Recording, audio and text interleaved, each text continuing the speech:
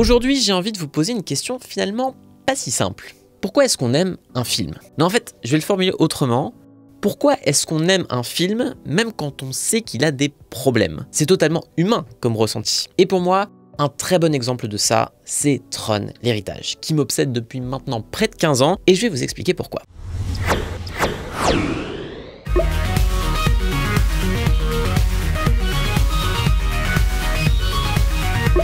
Bonjour à tous, c'est Antoine, et forcément la sortie de Tron Ares m'a donné envie de revenir sur son prédécesseur, Tron l'héritage. Je pourrais vous dire, comme Geoffrey l'a fait dans sa récente vidéo, que Disney a toujours voulu faire de Tron une franchise, bien que le pari demeure risqué. Si le film de Steven Lisberger, sorti en 1982, s'est imposé avec les années comme un film fondateur, en particulier pour ses avancées dans le domaine de l'infographie numérique, il reste au fond un petit film de niche, célébré par les nerds dans mon genre, aux côtés du Trou Noir et des autres bids que Disney a enchaînés du côté de la science-fiction. Et ça tombe bien, parce que Déborah en a justement très bien parlé dans une vidéo que je vous recommande. Donc faut bien comprendre que l'annonce à la fin des années 2000 d'un Tron Legacy budgété à 170 millions de dollars et confié à un cinéaste qui réalisait alors son premier long métrage sonnait comme un petit pétage de câble. Et même si on ne peut pas parler de flop, les 400 millions de dollars rapportés par le film ont été une petite déception. Mais en même temps, Tron l'héritage n'était pas complètement absurde. Le projet s'est lancé alors que la révolution Avatar s'apprêtait à bouleverser l'industrie.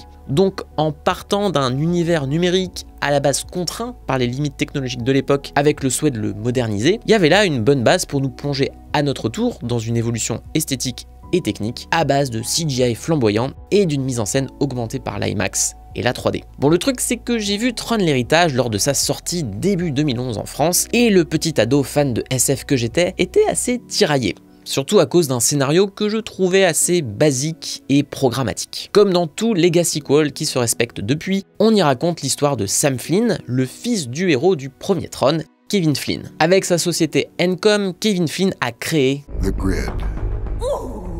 Encore une fois. A digital frontier. Avant de disparaître en 1989. 30 ans plus tard, Sam découvre la man cave de son papounet et se numérise sans le vouloir dans la grille dans laquelle Kevin était resté coincé. La faute à son hubris, puisque pour gérer la grid et créer le système parfait, il a créé un double numérique, Clou, qui a tellement voulu respecter les désirs de son concepteur qu'il s'est donc lancé dans un coup d'état. Un géant de la tech qui réveille par son inconscience un régime fascisant, heureusement que ça n'est que de la science-fiction. Ce qui me dérange, c'est surtout la seconde moitié du film, où le héros court vers le portail de sortie de la grille en espérant arriver avant Clou, quitte à ce que le world building, jusque-là assez organique du film, se perde dans les scènes d'action. À ce moment-là, Tron l'héritage galère un peu à développer ses personnages et leurs relations, si ce n'est dans des pauses forcées, et le tout ne fait qu'esquisser des thématiques pourtant plus actuelles que jamais sur la responsabilité des géants de la tech face à l'intelligence artificielle. Je vais revenir plus en détail sur les problèmes de Tron l'héritage, mais plus les années ont passé et plus le film m'a fasciné, au point où je le revois maintenant au moins une fois par an et que ses défauts s'effacent quasiment de mon esprit. Et comme vous pouvez vous en douter, ça tient beaucoup à sa beauté visuelle, mais surtout à ça.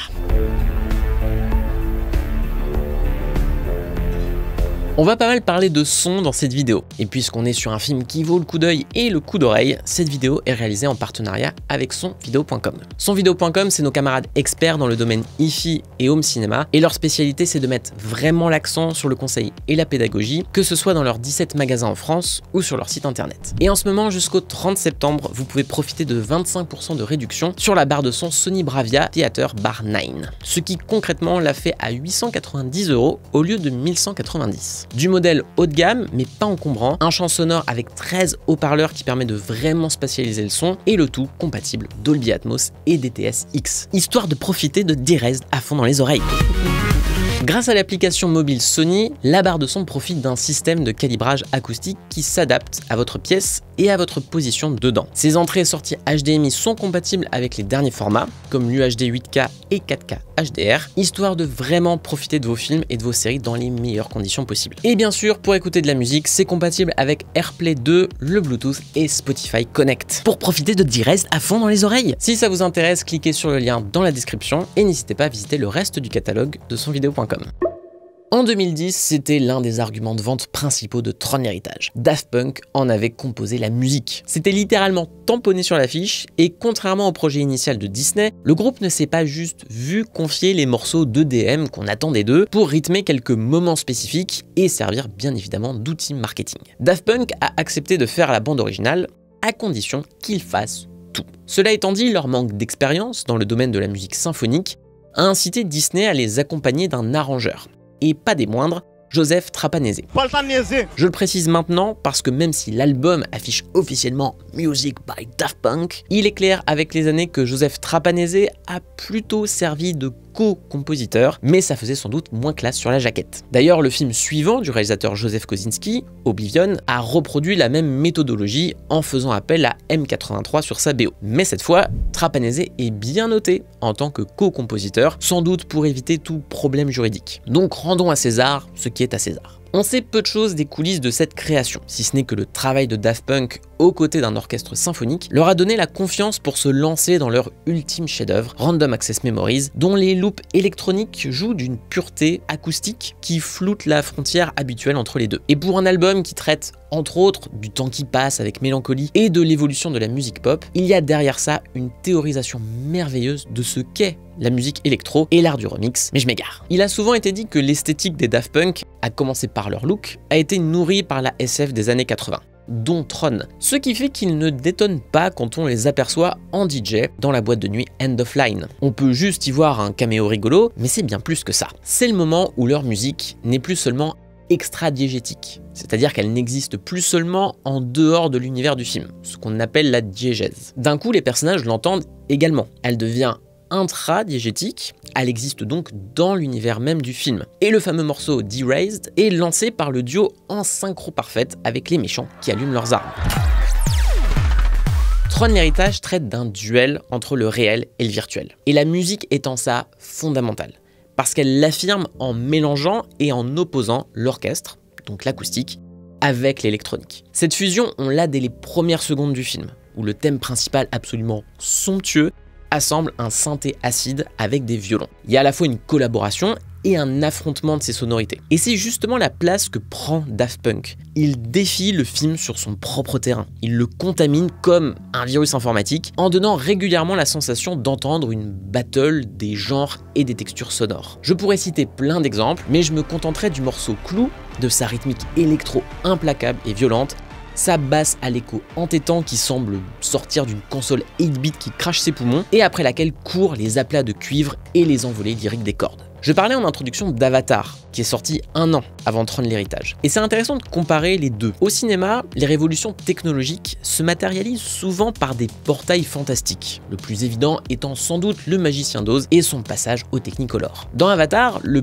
portail vers le monde numérique de Pandora, c'est le corps du protagoniste, qui trouve sa place dans cet espace où se mêlent des corps humains et des corps navis. James Cameron veut qu'on oublie la 3D et le numérique, qu'on se laisse embarquer par l'immersion totale de sa mise en scène. Joseph Kosinski, à l'inverse, tient à cette scission inaugurale. Il faut se rappeler qu'à l'époque, le début de Tron l'Héritage dans le monde réel était obligatoirement présenté en 2D. C'était même précisé par un petit carton en début de séance. La 3D débarquait, en même temps que le format IMAX d'ailleurs, lorsque Sam Flynn entre dans la grille et qu'on voit à travers son regard le gros vaisseau qui lui fait face. Et en même temps, ce duel des dimensions et des matières évolue au fil du film. Et ce que j'ai toujours trouvé très fort, c'est que la BO des Daft Punk est sans nul doute l'élément qui porte le mieux toute la complexité thématique de Tron l'Héritage, qui est un peu plus sommaire, voire caché dans le reste du film. Pour prendre un exemple concret, il faut qu'on parle une seconde de Kevin Flynn, qui doit beaucoup à la voix ténébreuse et envoûtante de Jeff Bridges. Quand on le découvre après ses années d'exil dans la grille,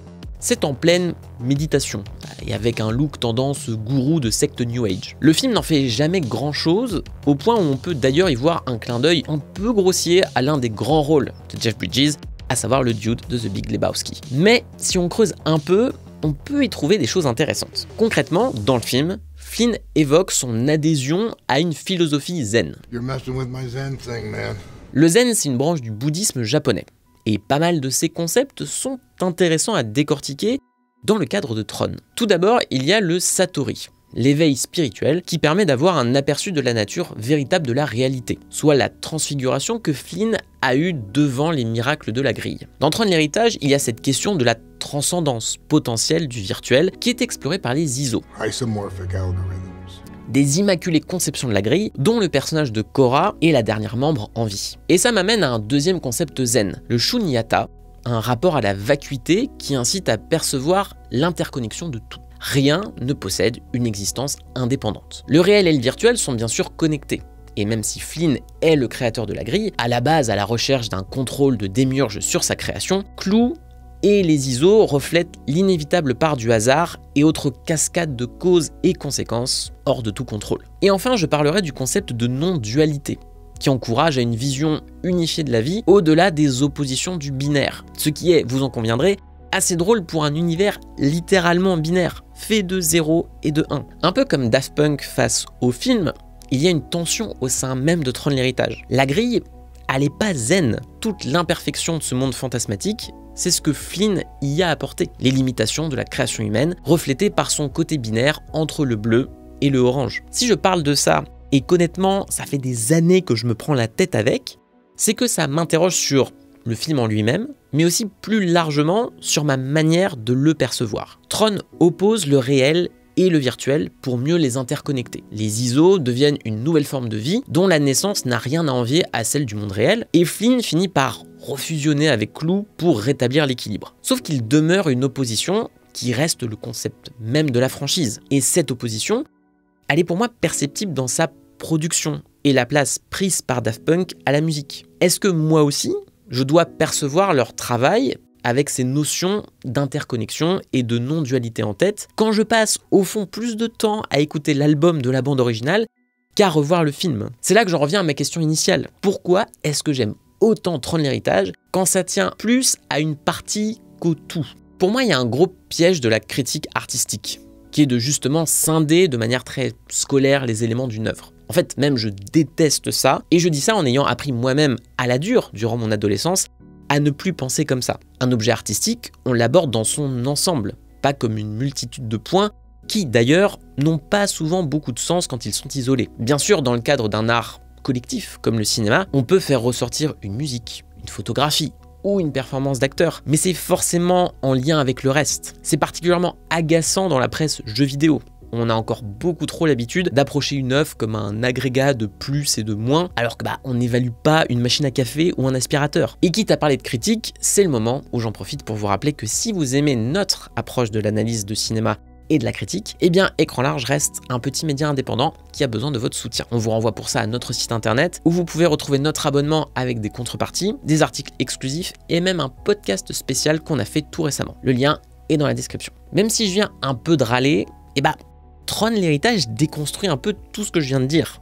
Et c'est aussi pour ça que le film me travaille autant. Oui, parfois, un élément transcende un projet un peu bancal, et dans le cas de la musique de Daft Punk, c'est l'état de grâce. Comme toujours avec Thomas Bangalter et Guy Manuel de Homem Christo, il y a cette envie d'aller là où on ne les attend pas. C'est pour ça que Daft Punk a toujours signifié le futur. Ils ont toujours un coup d'avance à mêler l'émotion pure de leur musique à ce qu'elle cache d'un point de vue plus théorique. Quand on y regarde bien, cette confrontation stylistique entre l'orchestral et l'électronique transcende l'approche très samplée que la musique de film a pas mal imposé dans les années 2000 et 2010, surtout au travers d'Hans Zimmer et de toute sa clique. Mais Tron, c'est aussi le lyrisme wagnérien de John Williams, avec des thèmes reconnaissables qui se croisent. C'est aussi du Vangelis, c'est du Philip Glass, et même un peu de John Carpenter. Il y a à la fois cette épure d'une électro plus rêche, plus à l'os, comme ils l'avaient développé avec leur album Human After All, mais aussi une élégance et une ampleur folle dans les textures symphoniques. Que vous preniez les arpèges flottants de The Son of Flynn, ou les percussions martiales de Disc Wars, ça semble être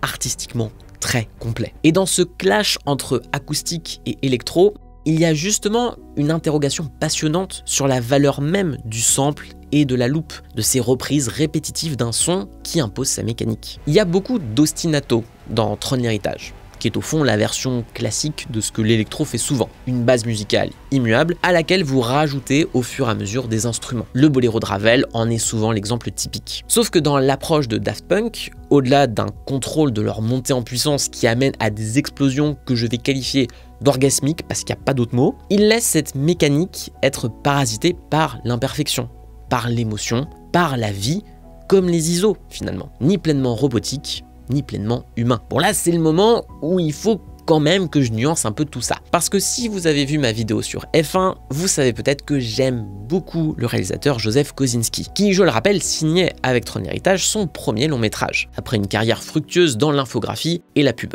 C'est notamment à lui qu'on doit la géniale pub Mad World pour le jeu vidéo Gears of War. Mais à la base, Kosinski, il vient du domaine de l'architecture et du design. Et forcément, l'univers géométrique de Tron lui parlait beaucoup. Ce qui est intéressant, c'est que Tron Héritage a essayé de se lancer auprès de Disney en 2007, au moment d'une grève des scénaristes qui a incité Kosinski à majoritairement pitcher le film au travers de concept art, révélant ses inspirations du côté du modernisme et du Bauhaus. Au-delà du fait que le film a essayé de construire en studio un maximum de ses décors, c'est là que Tron Héritage est à son meilleur. Dans ces plans larges qui rendent compte de la place des corps face à l'architecture, qui traduisent un vrai rendu des textures, même quand au fond tout est en CGI. Je l'ai déjà formulé au moment de ma vidéo sur F1, mais Tron a permis à Kosinski de déjà imposer une patte d'auteur, où la ligne devient justement un motif fondamental, à la fois appel d'un ailleurs, progrès et barrière. De ce point de vue-là, la précision stylistique de sa mise en scène est remarquable, et sera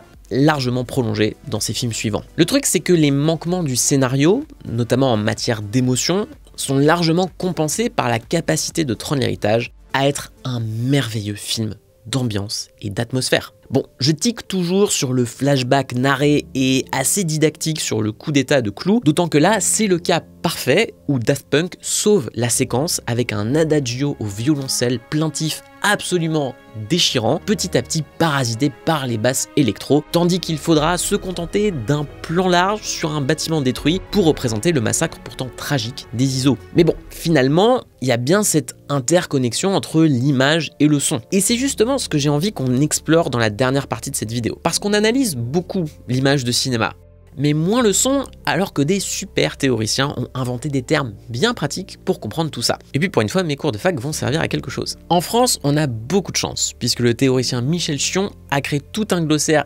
hyper complet pour analyser le son au cinéma, dont une grande partie provient de son livre L'Audiovision, son et images au cinéma, la référence absolue en la matière. Dans ce livre, il s'inspire des travaux d'un autre chercheur, Pierre Schaeffer, pour distinguer 3 types d'écoute.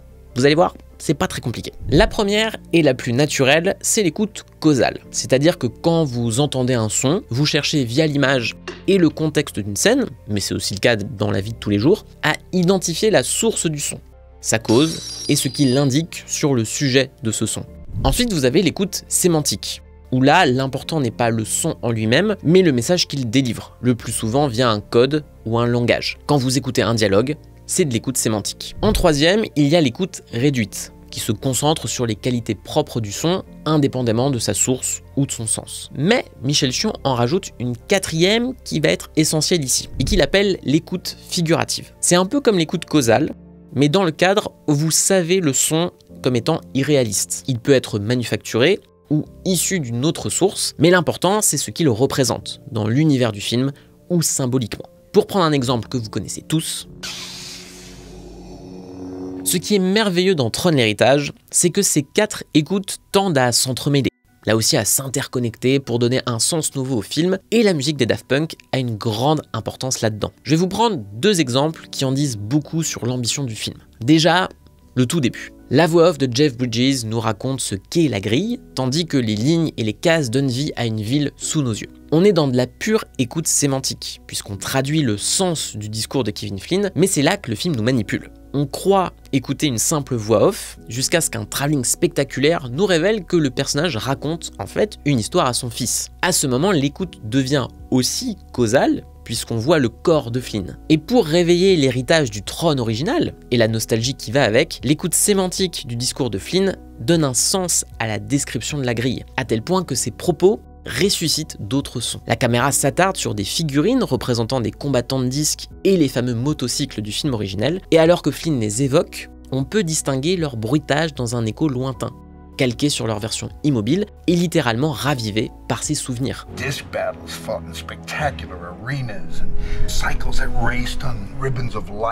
On sait que ces sons n'existent pas vraiment par rapport à leur source. on est donc dans de l'écoute figurative. Mais maintenant, on va passer aux choses sérieuses avec l'une de mes scènes préférées et l'un de mes morceaux préférés de la bande originale, la première rencontre entre Sam et Rinzler, le bras droit de Clou, qui se révèle être la version corrompue de Tron. Ce qui est explicité par le fait que Clou tienne littéralement ses boules, subtilité et délicatesse. La scène se passe lors des fameux combats de disques, dont on nous a présenté quelques minutes plus tôt les conséquences tragiques. Si un programme se fait toucher par un disque, il se dissout en milliers de petits pixels. Là encore, on fait appel à l'écoute figurative, puisque ce corps désintégré fait le même bruit que du verre brisé, et son cri de douleur sature et se corrompt comme un fichier informatique qui glitch.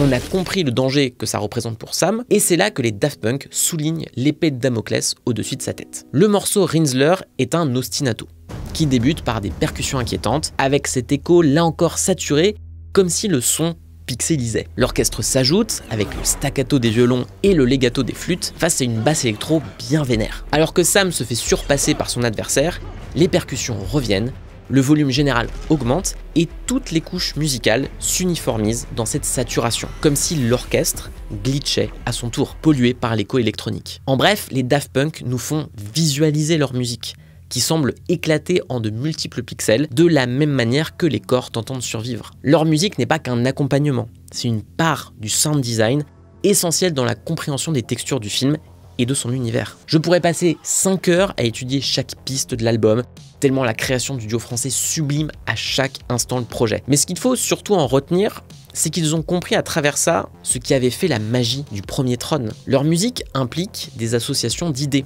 avec les images et les règles de la grille. Les limitations techniques du premier Tron obligeaient au même procédé, l'infographie de l'époque ne permettant que des formes simples accompagnées d'un code couleur clair. Bien sûr, mon appréciation de Tron l'héritage est aujourd'hui conditionnée à ma nostalgie pour le film, parce que c'était il y a 15 ans déjà, mais ça va au-delà. Ce que Joseph Kosinski et les Daft Punk ont compris de ce monde qui oppose le réel et le virtuel, c'est au contraire la connexion des sens, ce qu'on appelle la synesthésie. Vous savez, c'est ce trouble étrange qui fait que certains raccordent un son à un goût ou une odeur à une couleur, ce genre de choses. Indirectement, le cinéma nous provoque à tous de la synesthésie. Je disais que les Daft Punk ont contaminé le film, et c'est au fond à ça qu'on peut résumer Tron l'héritage. Une contamination de nos sens par un monde virtuel, derrière l'écran, qui prouve son impact sur le réel.